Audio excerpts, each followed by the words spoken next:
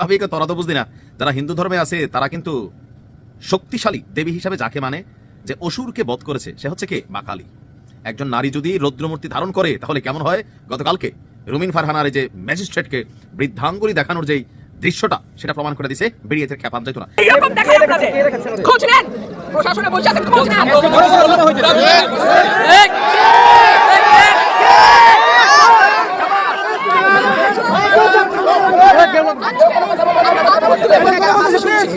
ভবিষ্যতে শুনবো না। আর আমার এই এখান থেকে বাইরে যেতে পারবেন না। আমি যদি না বলি এখান থেকে বাইরে যেতে পারবেন না স্যার, মাথায় রাখেন। শেখ হাসিনার সময় আপনারা যাদের কথা এখন চলতেছেন তারা কানে ধইরা কানের নিচে থাকতো স্যার। আমি রুমিন ফারহানা, কোনো দল লাগে না আমার। রুমিন ফারহানা একদিকে বলছেন খালেদা জিয়া তার পক্ষে ছিলেন, তারেক রহমান তার পক্ষে নন, সেজন্যই তিনি মনোনয়নটি পাননি। কিন্তু সত্যিই কি এমনটা ঘটেছে, নাকি রুমিন ফারহানার সঙ্গে ঘনিষ্ঠ মানে বিএনপিতে অন্য যারা বিভিন্নভাবে প্রভাব বিস্তার করেন তাদের কারো কারো সঙ্গে তারেক রহমানের এখন যে দূরত্ব, তার ফলাফল এই ঘটনা? দর্শক, বলছিলাম বিএনপির সাবেক নেত্রী রুমিন ফারহানার কথা। এখন সাবেকই বলতে হবে, কারণ বিএনপি তাকে বহিষ্কার করেছে এবং রুমিন ফারহানাকে বেগম খালেদা জিয়া মৃত্যুর দিনে বহিষ্কার করা হয়েছে। এটা নিয়ে তিনি খুব আক্ষেপ প্রকাশ করেছেন। তিনি বলেছিলেন যে বেগম খালেদা জিয়াই আমাকে দলে এনেছে, তিনি আমাকে দলে এনে তিনি আমাকে স্নেহ করতেন, ভালোবাসতেন এবং তার যেদিন মৃত্যু হলো আমারও দলে সেদিন মৃত্যু হলো। ম্যাজিস্ট্রেটের সাথে রুমিন ফারহানা যেভাবে যে বডি ল্যাঙ্গুয়েজ, যেভাবে হুমকি ধামকি, তাহলে ওরা ঠিক আছে, তারা আচরণবিধি রক্ষা করার জন্য বলবে, আপনার পছন্দ না হতে পারে, কিন্তু প্রেজেন্টেশনটা যদি ওইভাবে হয় তাহলে তো তারা অনেক যৌক্তিক বা সঠিক জিনিসও কথা বলতে চাইবে না। ভাবি তোরা তো বুঝলি না, যারা হিন্দু ধর্মে আছে তারা কিন্তু শক্তিশালী দেবী হিসাবে যাকে মানে, যে অসুরকে বধ করেছে সে হচ্ছে কে? মা কালী। একজন নারী যদি রৌদ্রমূর্তি ধারণ করে তাহলে কেমন হয়? গতকালকে রুমিন ফারহানার যে ম্যাজিস্ট্রেটকে বৃদ্ধাঙ্গুলি দেখানোর যেই দৃশ্যটা, সেটা প্রমাণ করে দিছে বেরিয়ে থেকে খেপান যাইতো না। এই দৃশ্য দেখার আগে পরে বিএনপিও চিন্তা করছে যে না, দলের জন্য অনেক করছে মহিলাটা, এলাকায় জনপ্রিয়তা আছে, কিন্তু সেইখানে কারে খাড়া করাই দিছে? খেজুর গাছ। দেখেন, জুনায়েদ হাবিব ভাই হয়তো অনেক জনপ্রিয়, বাট আমি রুমিন ফারহানার একজন ভক্ত। আমার কাছে মনে হয় যে এমন মানুষ যদি সংসদে না যায়, এটা বিএনপির জন্য আসলে এক ধরনের দৈন্যতা, যে এই আসনটা বা অন্য কোথাও রুমিন ফারহানাকে আসলে মনোনয়ন দেওয়া ছিল, উচিত ছিল। এখন রুমিন ফারহানার যে ক্যাম্পেইনিং চলতেছে, ইলেকশন ক্যাম্পেইনিং, ব্যাপক জনপ্রিয়তা পাচ্ছেন, জনগণ তার পক্ষে কাজ করছে। আর এই পরিস্থিতি দেখে রুমিন ফারহানাকে ফোন দিয়া তলে তলে মন্ত্রিত্ব পদ দেওয়ার অফার দেওয়া হচ্ছে, লোভ দেখানো হচ্ছে যে সিটটা ছাইরা দেন, পরে কেমনে মন্ত্রী বানাবো এটা আসলে আমি জানি না। আর এই তথ্য আমি না ভাই, রুমিন ফারহানা দিয়েছেন। তিনি বলছেন যে ব্রাহ্মণবাড়িয়া 2 আপনার যে আসন, সেখানে গতকালকে একটা মত বিনিময় সভা ছিল। তো তিনি বলছেন যে দল থেকে সকাল বিকাল টেলিফোন করে, কি বলে? আসুন, মন্ত্রিত্ব দেব, কিন্তু আসনটা ছেড়ে দিন। এখন রুমিন ফারহানা যেহেতু বলছে, ঠিকই বলছে, তিনি তো আর সাধারণ কোনো অলিগলির নেতা বা নেত্রী না যে টিনের চালে কাউয়া ঠাস ঠাস ঠাস এরকম কোনো ডায়লগ তিনি দিবেন। নিশ্চয়ই তিনি ভেবে চিনতে বুঝে শুনে বলেছেন, এবং দলের বিপরীতে এত বড় কথা বলার জন্য ন্যূনতম সত্যতা থাকতে হয়। আমি এই কারণেই বিষয়টাকে সিরিয়াস ভাবে দেখলাম। তিনি বললেন যে আমার জান থাকতে, শরীরে এক ফোঁটা রক্ত থাকতে মন্ত্রিত্ব কেন? আরো কিছুর বিনিময়ে, হতে পারে সেটা রাষ্ট্রপতি, হতে পারে প্রধানমন্ত্রিত্ব, ওইগুলার বিনিময়ে তিনি তার এলাকার মানুষকে ছেড়ে যাবেন না। গতকাল দুপুরে সরাইলের ইসলামাবাদ গ্রামে স্থানীয় জনগণের সাথে মত বিনিময়কালে আপনার এই মন্তব্য করেছেন তিনি। তিনি বলছেন, আমি রুমিন ফারহানা, আমার কোনো দল লাগে না। এই কথাটা কিন্তু শতভাগ সত্য। দেখেন, দল একটা আইডেন্টিটি, তবে সবার জন্য না। কিছু মানুষ আছে নিজেই একটা ব্র্যান্ড, লাইক রুমিন ফারহানা। বাংলাদেশের 330টা আসনে আপনি যদি গণা দেন, বিএনপির হাতে গোনা কয়েকটা ব্র্যান্ড পাবেন, হাতে গোনা কয়েকটা। আওয়ামী লীগও ছিল, লাইক ব্যারিস্টার সুমন। আওয়ামী লীগ করার কারণে অনেক বাটে পড়ছে, কিন্তু ব্যারিস্টার সুমনকে যদি আপনি অপছন্দ করেন পলিটিক্যাল পয়েন্ট অফ ভিউর বাইরে, তাহলে আপনি আসলে অকৃত গোই এলাকার মানুষ যারা আছে, কারণ এত কাজ করছেন, প্লাস দুর্নীতি এগুলো নিয়ে ব্যারিস্টার সুমনের পিছনে একটা কলম দেওয়ার কিন্তু কোনো সরকারের সুযোগ নেই। ব্যারিস্টার সুমন যে পরিমাণ জনপ্রিয়তা পেয়েছে তার কাজের মাধ্যমে, রুমিন ফারহানা তার বক্তব্যের মাধ্যমে, ভিন্ন মত এবং দলকে শ্রদ্ধার মাধ্যমে, সবকিছুতে তিনি কিন্তু ভিন্ন। শিক্ষা দীক্ষা, তিনি একজন ব্যারিস্টার রুমিন ফারহানা, এটাই হচ্ছে শিক্ষার গুণ। তার এই কথাটা আজকের দিনে শতভাগ সত্য যে জুনায়েদ আল হাবিব আর ব্যারিস্টার রুমিন ফারহানার মধ্যে আকাশ পাতাল পার্থক্য আছে জনপ্রিয়তায়। এখন দলের পক্ষে কাজ করতে হবে, বিএনপির কমিটির যারা আছেন তারা বাধ্য হয়ে করছেন, এটা আমরা বুঝি। তিনি বলছেন, খালেদা জিয়া আমাকে রাজনীতিতে নিয়ে এসেছেন, বেগম খালেদা জিয়ার ভালোবাসা, আশ্রয়, সহযোগিতায় আমি এত দূর এসেছি। তিনি হাসপাতালে যাওয়ার আগে 23 নভেম্বর আমার মনোনয়নপত্র কেন দেওয়া হলো না তিনি জানতে চেয়েছেন। আমার মা মারা যাওয়ার ঠিকের দিন, ওই দিনই আমাকে বহিষ্কার করা হলো। আমি এই নিউজটাই করছিলাম যে এইটা অন্তত উচিত হয় না বিএনপির। কারা নীতি নির্ধারণ কমিটিতে বসেন বা কারাই সিদ্ধান্তগুলো নেন, আপনাদের অনেক সিদ্ধান্ত আপনার জন্য, আপনার দলের জন্য আত্মঘাতী হবে। এটা বুঝতে হবে যে কিছু এমপি আছে ধানের শীষ সারা জীবনও পাশ করবে না, মার্কার উপরে পাশ করে আসবে। কিন্তু রুমিন ফারহানা নিজে একজন ব্র্যান্ড। আমি খুবই ওনাকে শ্রদ্ধা করি, পছন্দ করি। সব দিকে আছেন, ভালো লাগে। ভালো থাকেন, আসসালামু আলাইকুম। টকশোর মাধ্যমে বিএনপির রাজনীতি হিসেবে বাংলাদেশে বিপুল জনপ্রিয়তা এবং পরিচিতি পাওয়া রাজনীতিবিদ রুমিন ফারহানাকে বিএনপি শেষ পর্যন্ত নির্বাচনে মনোনয়ন দেয়নি। সেই নির্বাচনে তিনি স্বতন্ত্র প্রার্থী হিসেবেই তার যে আসন ব্রাহ্মণবাড়িয়া 2 আসন সেখান থেকে নির্বাচন করবেন। বিএনপি তাকে সহ 9 জনকে খালেদা জিয়ার মৃত্যুর দিনে দল থেকে বহিষ্কার করেছে দলের সিদ্ধান্তের বিপরীতে গিয়ে দলের শৃঙ্খলা ভঙ্গের অভিযোগে। রুমিন ফারহানা বলছেন, এই যে খালেদা জিয়ার মৃত্যুর দিনে তাকে বহিষ্কার করা হলো, এটা গভীরভাবে সংকেতপূর্ণ একটি ঘটনা। রুমিন ফারহানা ব্রাহ্মণবাড়িয়া 2 আসনটি, যেটির সীমানা নির্ধারণ নিয়েও এ দফাতেও নির্বাচন কমিশনে যখন প্রথম সীমানা নির্ধারণের শুনানি অনুষ্ঠিত হলো, সেদিনও তিনি গিয়ে বিএনপির অন্যান্য মনোনয়ন প্রত্যাশীদের দলের তরফে একরকমের প্রতিরোধের সম্মুখীন হয়েছিলেন এবং রুমিন ফারহানা তখন সাংবাদিকদের সামনে এসে বলেছিলেন যে 15 বছরে যা ঘটে নাই, যাদের জন্য তিনি এতদিন ধরে লড়াই সংগ্রাম চালিয়ে গেছেন, যে দলের জন্য তিনি সোচ্চার ছিলেন, সেই বিএনপির কর্মীরা আজকে তাকে ধাক্কা দিয়েছে। সে সময়ও রুমিন ফারহানা শিরোনাম হয়েছিলেন। রুমিন ফারহানা কিন্তু 2018 নির্বাচনের আগে থেকেই ওই এলাকায় গিয়ে বাড়ি ঘর করে সেখানে নির্বাচনী প্রচারণা চালাতে থাকেন এবং সেখানে জনসংযোগ করতে থাকেন, তার নেতাকর্মী তৈরি করতে থাকেন, অনুসারীদের তৈরি করতে থাকেন এবং 2018 নির্বাচনের আগেও তিনি সেখানে মনোনয়ন প্রত্যাশী ছিলেন। সেবারেও তিনি দলের মনোনয়ন সেখান থেকে পান না, সেবার আব্দুস সাত্তার উকিলকে বিএনপি মনোনয়ন দেয়। কিন্তু পরে বিএনপি 2018 সালের নির্বাচনে যে একটি নারী সংসদ সদস্য পদ পেয়েছিল তাদের 5 জন বিজয়ী সংসদ সদস্য বিপরীতে, সেই সংরক্ষিত নারী আসনে তখন কিন্তু বিএনপির তরফে রুমিন ফারহানাকে মনোনয়ন দেওয়া হয়েছিল এবং রুমিন ফারহানা সেই সুবাদে সংরক্ষিত নারী আসনের সদস্য হিসেবে সংসদে গিয়েছিলেন। নারী সংরক্ষিত আসনে তখন যে রুমিন ফারহানার মনোনয়ন, সেটাও কিন্তু লন্ডন থেকে নির্ধারিত হয়েছিল, ঠিক যেমন ভাবে 2018 সালের প্রত্যেকটি আসনের মনোনয়ন, মানে সেবার তো বিএনপি ডক্টর কামাল হোসেনের নেতৃত্বে জোট গঠন করে জামায়াতে ইসলামী, বিএনপি, ডক্টর কামাল হোসেনের গণফোরাম সকলে একত্রে নির্বাচনে গেল। 300টি আসনের মনোনয়নই কিন্তু তখন লন্ডন থেকে তারেক রহমানের তত্ত্বাবধানে নির্ধারিত হয়েছিল এবং এরপর রুমিন ফারহানা মানে নারী সংরক্ষিত আসনেও যে বিএনপি কাউকে মনোনীত করবে, সেই সিদ্ধান্তটাও তখন তারেক রহমানের তরফে নেওয়া হয়েছিল। এবার তাহলে কি ঘটলো? রুমিন ফারহানা এখন সরাসরি এক রকমের তারেক রহমানকে, বিএনপির নতুন নেতৃত্বকে তাকে যথাযথ মূল্যায়ন না করবার জন্য এবং তাকে নির্বাচনে মনোনয়ন না দেওয়ার জন্য দায়ী করছেন।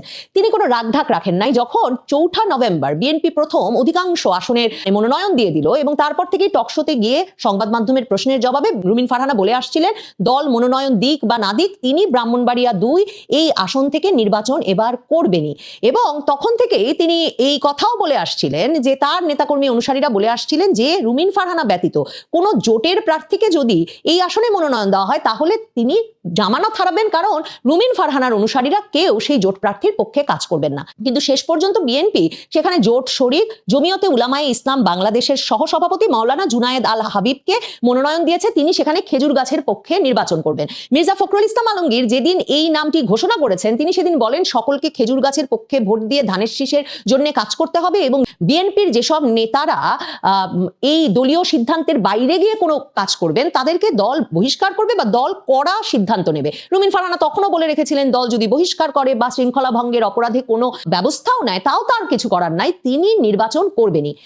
খালেদা জিয়ার মৃত্যুর দিনে বিএনপি শেষ পর্যন্ত রুহুল কবির রিজভী স্বাক্ষরিত এই বিজ্ঞপ্তি সংবাদ মাধ্যমে পাঠায়, যেখানে তারা বলে যে রুমিন ফারহানা সহ 9 জনকে তারা দলীয় সিদ্ধান্ত অমান্য করে সাংগঠনিক কর্মকাণ্ড পরিচালনার জন্য জাতীয় নির্বাহী কমিটির পরিচালনার জন্য বহিষ্কার করছে। এর মধ্যে বিএনপির জাতীয় নির্বাহী কমিটির সহ আন্তর্জাতিক বিষয়ক সম্পাদক হিসেবে দায়িত্ব পালনরত রুমিন ফারহানা যেমন ছিলেন, ঢাকা মহানগর উত্তর বিএনপির সাবেক আহ্বায়ক সাইফুল আলম নীরব, কেন্দ্রীয় নির্বাহী কমিটির সদস্য হাসান মামুন সহ 9 জন আছেন। হাসান মামুন হচ্ছেন নুরুল হক নুরুর আসনে, যিনি পটুয়াখালীতে ক্রমাগতভাবে 5ই আগস্টের পর থেকে কিন্তু প্রতিরোধ তৈরি করে গেছেন নুরুল হক নুরুর বিষয়ে, কারণ তারেক রহমান গত 2024-এর অক্টোবরেই জানিয়ে দিয়েছিলেন যে দল যাতে নুরুল হক নুরুর পক্ষে কাজ করে। কিন্তু হাসান মামুন এক দফা কিন্তু সারা রাত নুরুল হক নুরুকে এক জনসভায় তার সমর্থকেরা আটকে রেখেছিলেন, এরপর সেনাবাহিনীর গিয়ে তাকে উদ্ধার করে আনতে হয়েছিল নুরুল হক নুরুকে।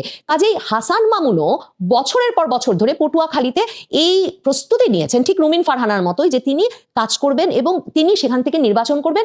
এখন তিনি মনোনয়ন পান নাই, মনোনয়ন পেয়েছেন দলের বাইরের একজন, তিনি হাসান মামুন সাইফুল আলম নীরব, রুমিন ফারহানা সহ এই 9 জনই তাই স্বতন্ত্র হিসেবে মনোনয়নপত্র দাখিল করেছেন। এরা সবাই দৃঢ় প্রতিজ্ঞ যে এরা নির্বাচন করবেন। কিন্তু খুব স্বাভাবিকভাবে স্বল্প পরিচিত হয় রুমিন ফারহানার মনোনয়ন না পাওয়ার মতো আলোচনা আলোড়ন আর কেউ তুলতে পারছেন না, কারণ সকলেই রুমিন ফারহানাকে চেনেন। তিনি একজন সর্বজন পরিচিত ব্যক্তি এবং সকলেই বিএনপি বলতে রুমিন ফারহানাকে চেনেন বা রুমিন ফারহানা বলতেই বিএনপিকে বোঝেন। সেখানে বিএনপি এমন একজন সোচ্চার, মানে গত বহু বছর ধরে আওয়ামী লীগ শাসনের বিরুদ্ধে, শেখ হাসিনার শাসনের বিরুদ্ধে সোচ্চার সাহসী কণ্ঠ রুমিন ফারহানাকে কেন বিএনপি মনোনয়ন দিল না, সেই প্রশ্নটা বারবার উঠছে। রুমিন ফারহানা সরাসরি বলছেন যে তিনি খালেদা জিয়ার রাজনীতি এগিয়ে নিতে কাজ করবেন। তিনি সরাসরি বলছেন নতুন নেতৃত্ব তাকে যথাযথ মূল্যায়ন না করলেও তার কিছু করার নাই, তার রাজনীতি তাকে করতে হবে। আর রুমিন ফারহানা সবচেয়ে বিস্ফোরক যে মন্তব্যটা করছেন, তিনি বলছেন হাসপাতালে যাওয়ার 2 দিন আগেও নাকি খালেদা জিয়া বিএনপির ঊর্ধ্বতন শীর্ষতম নেতৃবৃন্দকে জিজ্ঞেস করেছিলেন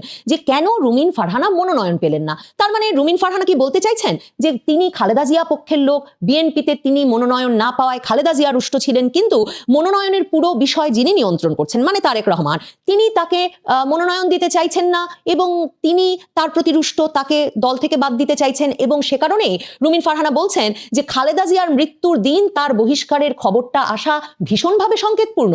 রুমিন ফারহানা তার মানে তারেক রহমানের বিপক্ষে সরাসরি দাঁড়াচ্ছেন। রুমিন ফারহানা তার মানে সরাসরি সংবাদ মাধ্যমের সামনে ইঙ্গিত করতে চাইছেন যে বিএনপির ভেতরে খালেদা জিয়া পক্ষ আর তারেক রহমান পক্ষ আছে, নাকি রুমিন ফারহানা এই আলোচনাটা সংবাদ মাধ্যমের সামনে ফাঁস করে এই আলোচনাটা দানা বেঁধে উঠতে সহায়তা করতে চাইছেন যে বিএনপিতে খালেদা জিয়া পক্ষ বঞ্চিত হচ্ছে তারেক রহমান নেতৃত্বে আসার ফলে। রুমিন ফারহানা কি বলছে একটু শুনে আসি। দলের যখন দুঃসময় ছিল তখন দেশনেত্রী বেগম খালেদা জিয়া নেতৃত্বে ছিলেন। তিনি আমাকে যে দায়িত্ব দিয়েছেন সেটা অনেক সময়ই দেখা গেছে আমার বয়স এবং আমার রাজনৈতিক অভিজ্ঞতার চেয়ে অনেক বড়। সেই দায়িত্ব আমি অক্ষরে অক্ষরে পালন করার সর্বোচ্চ চেষ্টা করেছি, যেটার একটা রূপ আপনারা দেখেছেন যখন 2018 সালের সংসদে 19 সাল থেকে আমি জয়েন করি এবং সেখানে আমার ভূমিকা কি ছিল। দল যখন 22 সালের ডিসেম্বরে আমাকে পদত্যাগ করতে বলে আমি এক মুহূর্ত চিন্তা করি নাই। যখন বলেছে, যেদিন বলেছে তখনই আমি সেই মুহূর্তে পদত্যাগ করেছি।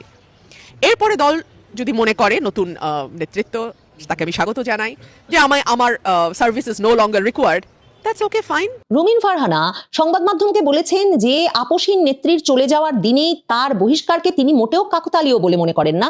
রাজনীতিতে আপোষ না করে একা দাঁড়িয়ে যাওয়ার শিক্ষা তিনি খালেদা জিয়ার কাছ থেকে পেরেছেন। খালেদা জিয়াকে আপসীন নেত্রী উল্লেখ করে রুমিন ফারহানা বলেছেন যে আমি আমার রাজনৈতিক অভিভাবককে হারিয়েছি, যার আদর্শে রাজনীতি করেছি, উজ্জীবিত হয়েছি এবং যার আদর্শ অক্ষরে অক্ষরে পালন করে আমি রাজনীতি করেছি, তিনি আজ চলে গেলেন। এবং তিনি যেদিন 23শে নভেম্বর হাসপাতালে ভর্তি হয়েছেন তার আগে 20শে নভেম্বরেও আমার কথা বলেছেন। তিনি বলেছেন আমাকে মনোনয়ন দেওয়া হলো না কেন, আমি শুধু এটুকুই বলবো। এবং রুমিন ফারহানা বলছেন আমার যে বিদ্রোহী প্রার্থী হওয়া এইটাও এক ধরনের আপোষহীনতা, জোয়ারের বিরুদ্ধে একলা দাঁড়ানো, এটা আমি আমার নেত্রীর কাছ থেকে শিখেছি। আপোষ না করে একা দাঁড়িয়ে যাওয়া আমি ওনার কাছ থেকে শিখেছি। একদিকে 2024-এর 5ই আগস্টের পর থেকে প্রায় 7 থেকে 8 হাজার কর্মীকে নানা রকম শৃঙ্খলা ভঙ্গের দায়ে বিএনপি বহিষ্কার করেছে। নির্বাচনে এরকম রুমিন ফারহানা সহ বিএনপির একনিষ্ঠ অনেক কর্মীরা আছেন যারা বিভিন্ন আসনে মনোনয়ন না পেয়ে এখন স্বতন্ত্র হিসেবে মনোনয়নপত্র দাখিল করেছেন। রুমিন ফারহানার মনোনয়নপত্র বৈধ হয়েছে, মানে তারা নির্বাচনেও অংশ নেবেন। তারেক রহমান কিভাবে দলের ভেতরের এই বিরোধ, এই বিদ্রোহ সামাল দেবেন সেটা যেমন তার জন্য এখন একটা নতুন চ্যালেঞ্জ হয়ে দেখা দেবে, তেমনি রুমিন ফারহানার মতো জনপ্রিয়, মানে সংবাদ মাধ্যম যার কাছে বারবার যায়, সেখানে তিনি যে প্রকাশ্যে তাকে খালেদা জিয়া পন্থী নেতা হিসেবে অভিহিত করে তারেক জিয়ার নতুন নেতৃত্ব তাকে গ্রহণ করতে পারছে না বা দলে জায়গা দিচ্ছে না, এমন অভিযোগ তুলছেন বিভিন্নভাবে বিভিন্ন ফোরামে, সেটাও সম্ভবত তারেক রহমানের জন্য একটা নতুন চ্যালেঞ্জ হয়ে দেখা দিতে পারে। তারেক রহমানই তো তাকে 2018-তে মনোনয়ন দিয়েছিলেন নারী সদস্য হিসেবে। তাহলে এই সময়ে এসে রুমিন ফারহানার সঙ্গে তারেক রহমানের বিরোধের কারণ কি? বিএনপির ভেতরে যে ধরনের কথা শোনা যায় তার মধ্যে এমন কথাও প্রচলিত আছে যে তারেক রহমানের অত্যন্ত ঘনিষ্ঠ বন্ধু হিসেবে 2001 থেকে 2006 সরকারের আমলে, মানে বিএনপি জামাত জোট সরকারের হাওয়া ভবন আমলে তারেক রহমানের অত্যন্ত ঘনিষ্ঠ বন্ধু বলে পরিচিত একজনের সঙ্গে রুমিন ফারহানের যে ঘনিষ্ঠতা এবং সেই ব্যক্তির সঙ্গে এখন তারেক রহমানের দূরত্ব দূরত্ব রাখবার যে ইচ্ছা বা দূরত্ব রাখবার যে বাধ্যবাধকতা, সেটাও রুমিন ফারহানাকে হয়তো মনোনয়ন বঞ্চিত করে থাকতে পারে। সত্যি কি রুমিন ফারহানার পৃষ্ঠপোষক কোনো প্রভাবশালী রাজনৈতিক নেতা কিংবা তারেক রহমানের ব্যবসায়িক পার্টনার, তার সঙ্গে ঘনিষ্ঠতায় রুমিন ফারহানার রাজনৈতিক এই বঞ্চনার কারণ হলো? রুমিন ফারহানা 2018 সালে যখন ব্রাহ্মণবাড়িয়ায় প্রথম গিয়ে নির্বাচনী প্রচারণা শুরু করেছিলেন, মানে ওই আসনের মনোনয়ন চেয়েছিলেন, তখন রুমিন ফারহানার পৃষ্ঠপোষক ছিলেন বাংলাদেশের শীর্ষস্থানীয় একটি ব্যবসায়িক গ্রুপের মালিকদের একজন। সে সময় তারই দর কষাকষিতে কিন্তু সরাসরি মনোনয়ন না পেলেও নারী সংরক্ষিত আসনটি লন্ডন থেকে রুমিন ফারহানার জন্য নিশ্চিত করা হয়েছিল। তাহলে রুমিন ফারহানা একদিকে বলছেন খালেদা জিয়া তার পক্ষে ছিলেন, তারেক রহমান তার পক্ষে নন, সেজন্যেই তিনি মনোনয়নটি পাননি, কিন্তু সত্যিই কি এমনটা ঘটেছে, নাকি রুমিন ফারহানার সঙ্গে ঘনিষ্ঠ মানে বিএনপিতে অন্য যারা বিভিন্নভাবে প্রভাব বিস্তার করেন তাদের কারো কারো সঙ্গে তারেক রহমানের এখন যে দূরত্ব, তার ফলাফল এই ঘটনা? তারেক রহমানকে দেশে 17 বছর পরে ফিরে আসবার পর সম্ভবত নানা সমীকরণ নতুন করে মেলাতে হচ্ছে। এর মধ্যে কোনো একজন সুপরিচিত নেত্রীর এমন অভিযোগ তোলা যে তিনি তার মায়ের পক্ষে বলেই তার পুত্রই তাকে দল থেকে বহিষ্কার করে ছাড়লো, এবং সেটা কোনো কাকতালীয় ব্যাপার নয়, বরং গভীর সংকেতপূর্ণ। এ ধরনের অভিযোগ বা এ ধরনের গুঞ্জন দলের ভেতরেই সম্ভবত সামাল দেওয়া বা ধামাচাপা দেওয়া তারেক রহমানের মতো এত বিশাল দলের নতুন নেতার জন্য হয়তো এই সময়টায়, নির্বাচনের সময়টায় অস্বস্তিকর হয়ে উঠতে পারে। রুমিন ফারহানা নির্বাচনে জিতে আসতে পারেন কিনা ধানের শীষ ছাড়াও তিনি হাঁস প্রতীক চাইছেন, নাকি ব্রাহ্মণবাড়িয়া আসনে খেজুর গাছে ভোট দিয়ে বিএনপির নেতা কর্মী অনুসারী সমর্থকেরা শেষ পর্যন্ত ধানের শীষকে শক্তিশালী করে, সেটা দেখবার জন্য অপেক্ষা করতে হবে। দর্শক, বলছিলাম বিএনপির সাবেক নেত্রী রুমিন ফারহানার কথা। এখন সাবেকই বলতে হবে, কারণ বিএনপি তাকে বহিষ্কার করেছে এবং রুমিন ফারহানাকে বেগম খালেদা জিয়া মৃত্যুর দিনে বহিষ্কার করা হয়েছে। এটা নিয়ে তিনি খুব আক্ষেপ প্রকাশ করেছেন। তিনি বলেছিলেন যে বেগম খালেদা জিয়াই আমাকে দলে এনেছে, তিনি আমাকে দলে এনে তিনি আমাকে স্নেহ করতেন, ভালোবাসতেন, এবং তার যেদিন মৃত্যু হলো আমারও দলে সেদিন মৃত্যু হলো। ব্যাপারটা কাকতালীয়, কিন্তু ব্যাপারটা খুবই ইম্পর্টেন্ট। এভাবেই তার বক্তব্য, মতামত ব্যক্ত করেছিলেন গণমাধ্যমে। সেই রুমিন ফারহানা এবার বিএনপির গোমর ফাঁস করে দিচ্ছেন। তিনি অভিযোগ করছেন, যুগান্তরের শিরোনামটা দেখে নিন, সেখানে বলা হচ্ছে দল থেকে ফোন করে বলে মন্ত্রিত্ব দেব, আসন ছেড়ে দিন। এই কথা যখন যুগান্তর বলছে তখন আমরা দেখছি সময় টেলিভিশন ভিন্নভাবে ব্যাপারটাকে উপস্থাপন করছে। সময় টেলিভিশনের ফটোকার্ডটা দেখলে বুঝতে পারবেন, সেখানে বলা হচ্ছে বহিষ্কার করে এখন বলে মন্ত্রিত্ব দেব, আসনটা ছেড়ে দিন। তার মানে হচ্ছে যে গতকালকে রুমিন ফারহানা অনেক বেশি ক্ষেপে গিয়েছিলেন। তিনি তার নির্বাচনী এলাকায় নির্বাচনী প্রচার কাজ চলাকালীন এই মন্তব্যগুলো করেছেন এবং বিএনপি থেকে তাকে মন্ত্রিত্ব দেওয়ার অফার করা হয়েছে, এই ব্যাপারটা বলেছেন। এটা বিএনপির জন্য খুবই বিব্রতকর একটা ব্যাপার, কিন্তু এই ব্যাপারটা মিথ্যা হওয়ার কথা নয়। কারণ রুমিন ফারহানা যে আসনে, ব্রাহ্মণবাড়িয়া 2 আসনে নির্বাচন করছেন, ওখানে জমিয়তের দ্বিতীয় নেতাকে যে মনোনয়ন দেওয়া হয়েছে জমিয়তে ইসলামীর, তার রুমিন ফারহানার সঙ্গে জিতে আসা কোনোভাবেই সম্ভব নয়। ওখানকার মানুষদের বিভিন্ন ধরনের বিভিন্ন খবর যেগুলো গণমাধ্যমে আসে এবং বিভিন্নভাবে যেগুলো জানা যায়, তাতে নিশ্চিত যে রুমিন ফারহানা স্বতন্ত্র এমপি হয়ে চলে আসবেন। সেই ক্ষেত্রে এমপি হওয়ার পরে তার বহিষ্কারাদেশ প্রত্যাহার করা হবে কিনা সেটা একটা বড় বিষয়। বিদ্রোহী হিসেবে এমপি হয়ে আসলে তার যে মন্ত্রিত্ব পাওয়া হবে না এটা নিশ্চিত। তবে এখন তিনি বলছেন তাকে মন্ত্রিত্বর অফার দেওয়া হচ্ছে এবং সেই আসনটা ছেড়ে দেওয়ার, অর্থাৎ মনোনয়নপত্র উইথড্র করার কথা বলছে। কিন্তু তিনি বলছেন যে আমার জীবন থাকতে আমি ব্রাহ্মণবাড়িয়ার মানুষকে ছেড়ে যাব না। তিনি গতকালকে আরেকটা খবর দেখে নিন, সেটা হচ্ছে যুগান্তরই আরেকটা শিরোনাম করেছে। তিনি নির্বাচনের দায়িত্ব, আইন শৃঙ্খলার দায়িত্ব পালন করা একজন প্রশাসনের কর্মকর্তার সঙ্গে বেশ আঙুল তুলে তুলে কথা বলেছেন। যুগান্তর বলছে আমি রুমিন ফারহানা, কোনো দল লাগে না। এই কথা যখন বলছেন তখন সেই ছড়িয়ে পড়া ভিডিওতে কি ছিল, চলুন একটু ভিডিওটা আমরা দেখে আসি।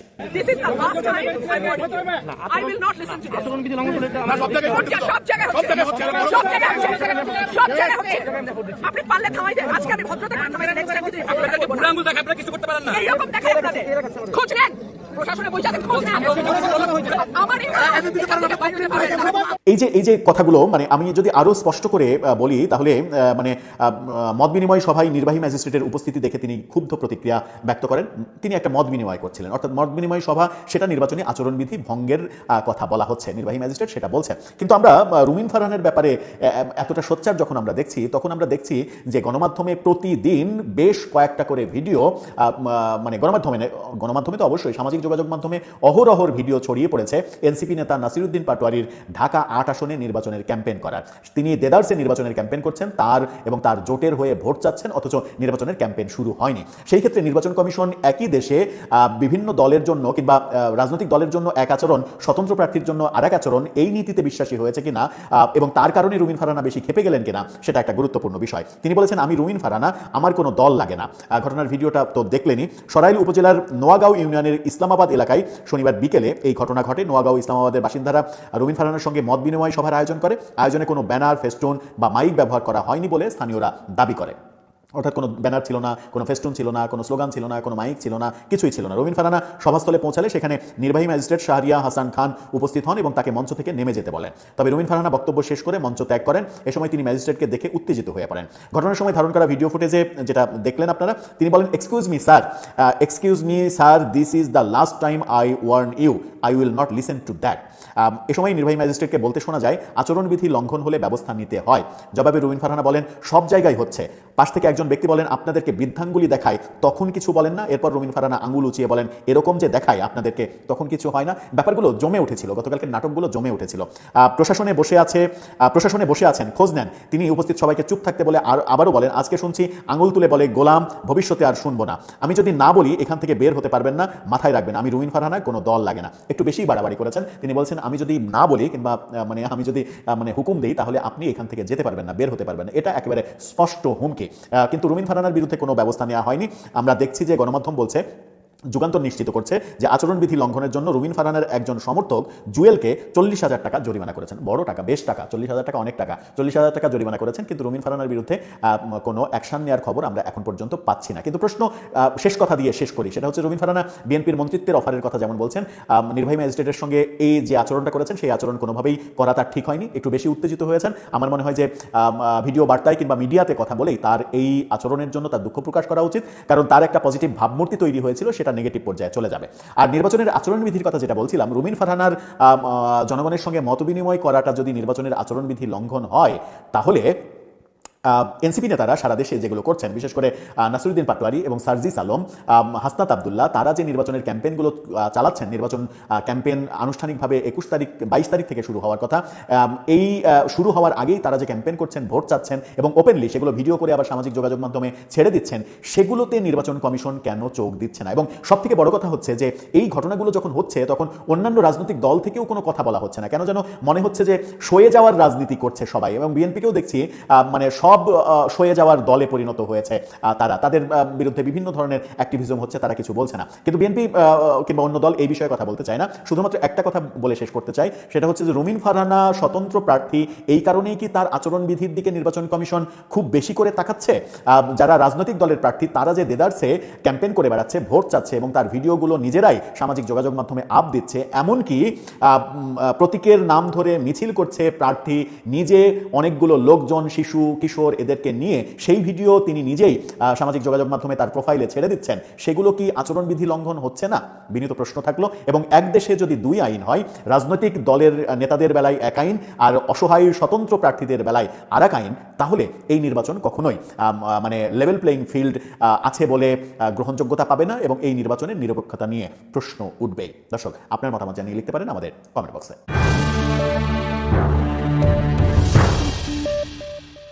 ম্যাজিস্ট্রেটের সাথে রুমিন ফারহানা যেভাবে যে বডি ল্যাঙ্গুয়েজে যেভাবে হুমকি ধামকি, তাহলে ওরা ঠিক আছে, তারা আচরণবিধি রক্ষা করার জন্য বলবে, আপনার পছন্দ না হতে পারে, কিন্তু প্রেজেন্টেশনটা যদি ওইভাবে হয়, তাহলে তো তারা অনেক যৌক্তিক বা সঠিক জিনিসেও কথা বলতে চাইবে না।